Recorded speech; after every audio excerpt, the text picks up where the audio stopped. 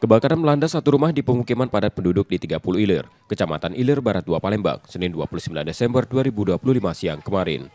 Insiden ini membuat warga setempat panik, lantaran api cepat membesar dan menghanguskan seluruh bangunan rumah beserta isinya.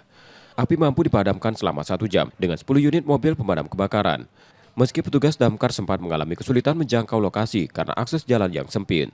Rumah yang terbakar diketahui milik salah satu warga, Meli, yang sudah lama kosong.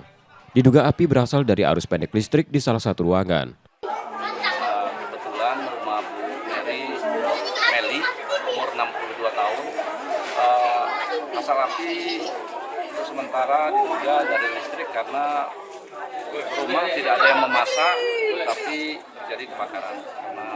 Langsung ada api dari atas. Polisi sudah melakukan olah TKP untuk menyelidiki penyebab pasti dari kejadian tersebut. Reski Oktora, Muklas Diferensial, Kompas TV, Palembang, Sumatera Selatan.